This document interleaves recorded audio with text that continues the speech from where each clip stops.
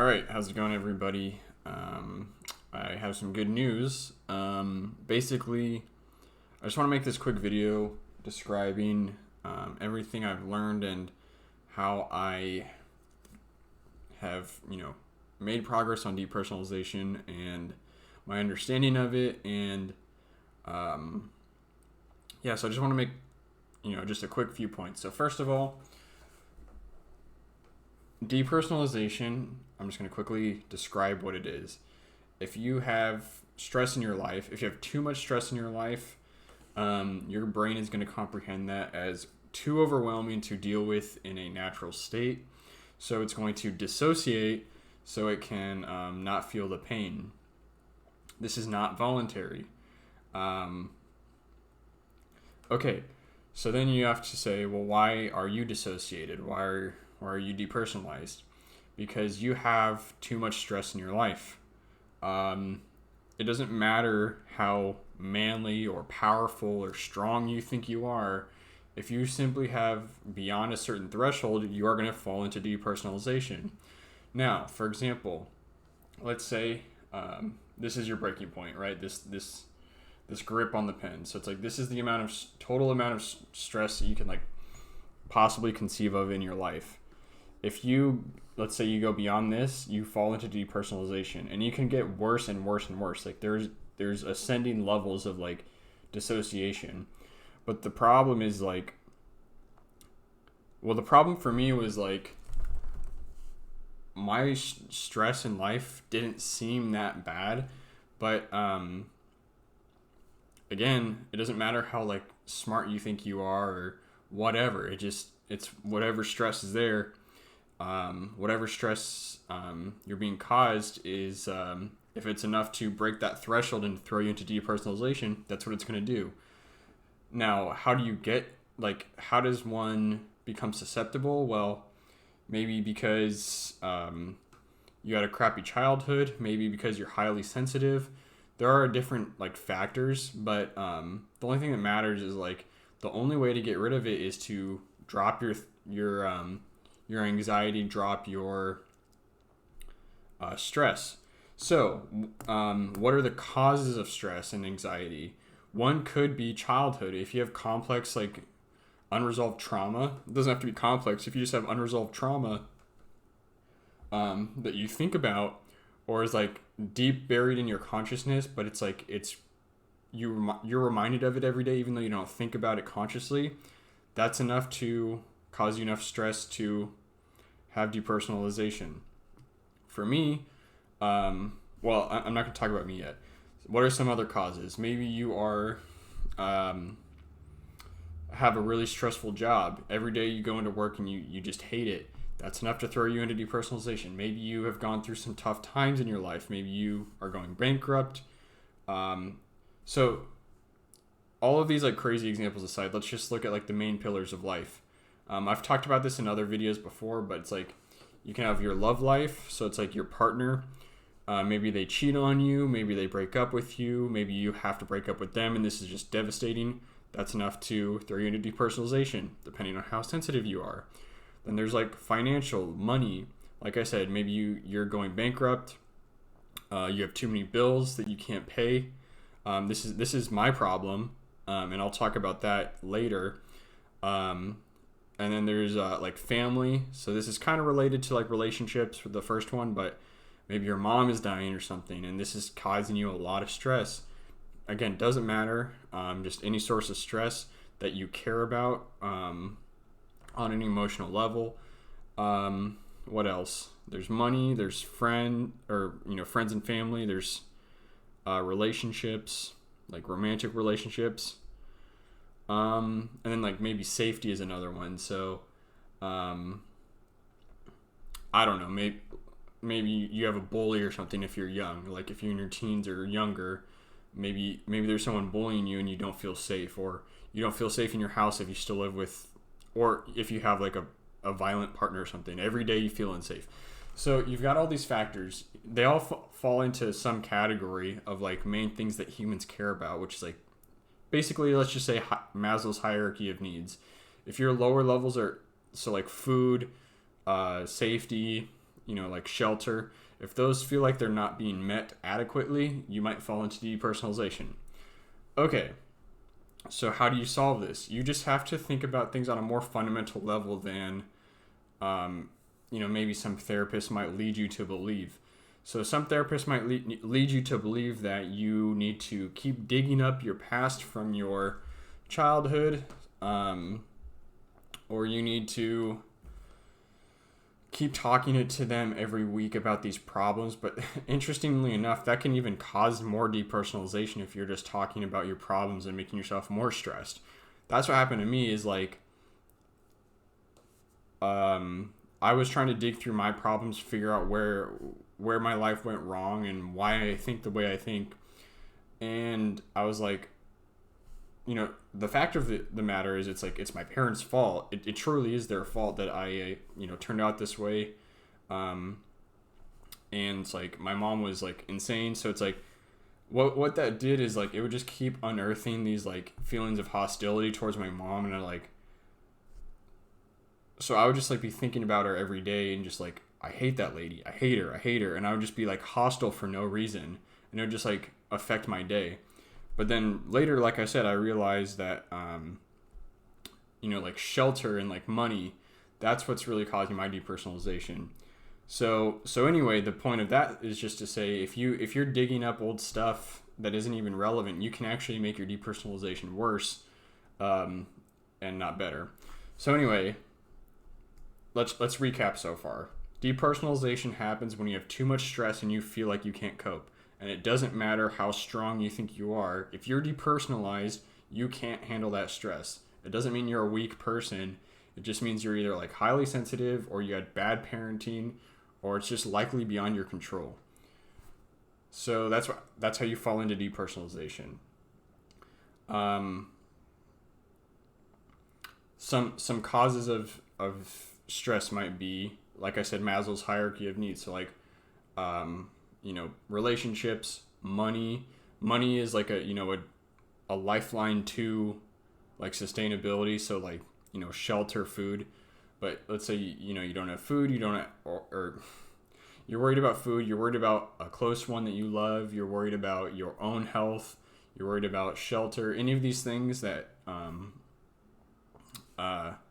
affect your stress levels can throw you into depersonalization. Or also, if you are, there's like a good word for it, like haunted, I guess, by trauma from your past that's always playing in your head, even if you don't consciously think about it, that is possibly making you, depersonalized. But I think that's actually less likely than people want to believe. But what do I know?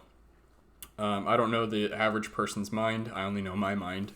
So anyway, you've got these causes, and so you have to address the causes and bring your stress down. So you have to get past the threshold of being depersonalized to the point where you feel like you're in control of your life.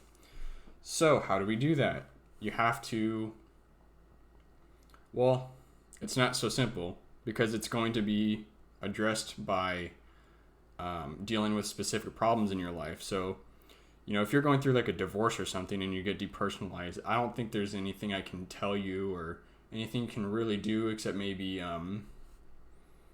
lean on your loved ones and like get extra support from them.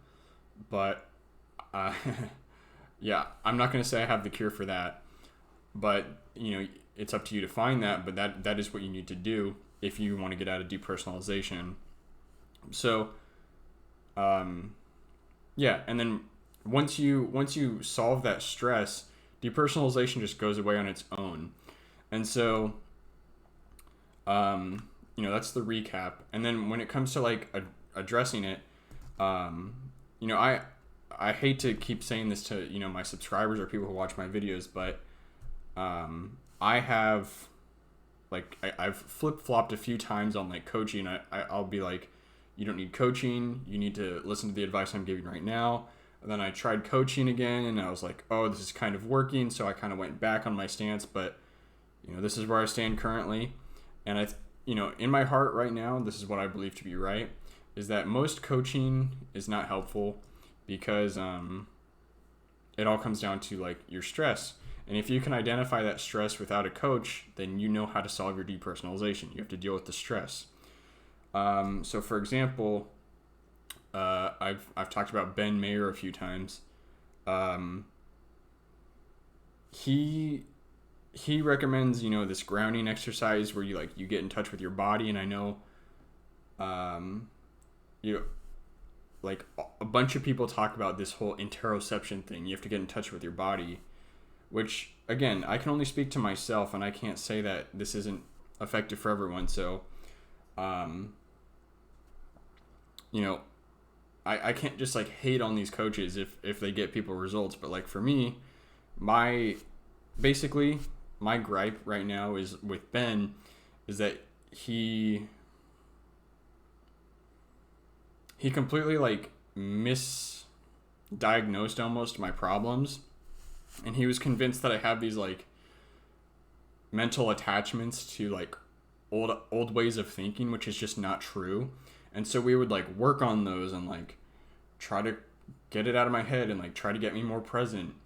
And it's like I would see some small benefits when I was like meditating a lot, but it ultimately wasn't sustainable. I'm not going to meditate for 8 hours a day, and I'm not going to be doing these like interoception exercises for like 2 hours a day. It's like it just doesn't make sense.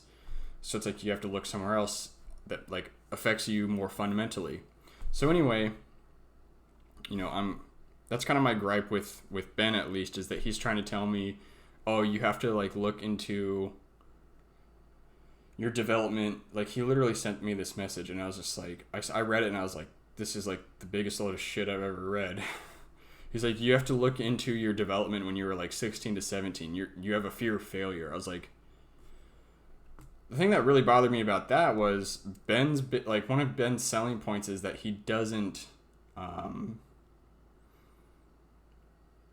he's all about like being pragmatic and like addressing problems, whereas like, and he doesn't like the idea of like going back in your past and like not being pragmatic and being, like unscientific and just like looking at random thought patterns and stuff that don't exist anymore.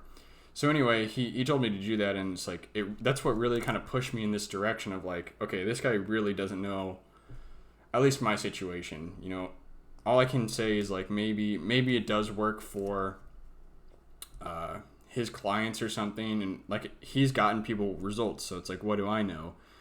All I can do is talk about my situation. But like, anyway, I just wanted to make this video to simplify everything, so I'll simplify it one last time, and then I'll tell you what I've done to get out of my depersonalization. And it's like I've been implementing my own strategy for like a day and a half, and it's working. Like I'm less depersonalized than I was yesterday. Okay, so I'm going to recap one last time. Depersonalization happens when you have too much stress.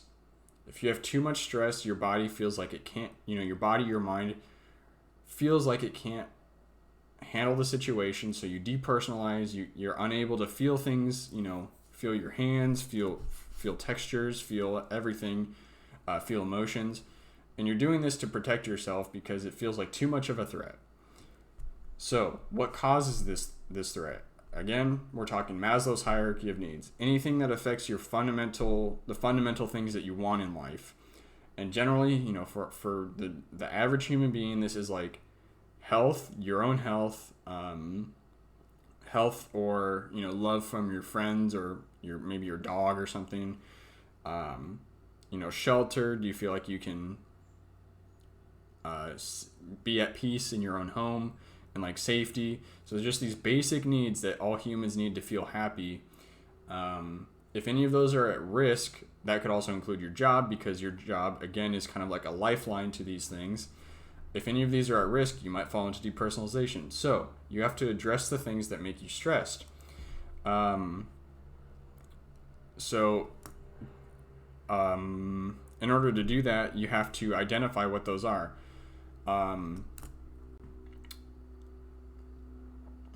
Sorry, I'm just kind of collecting myself, trying to remember exactly if there's anything else to mention. It's like, obviously you have to address the things that are stressing you out.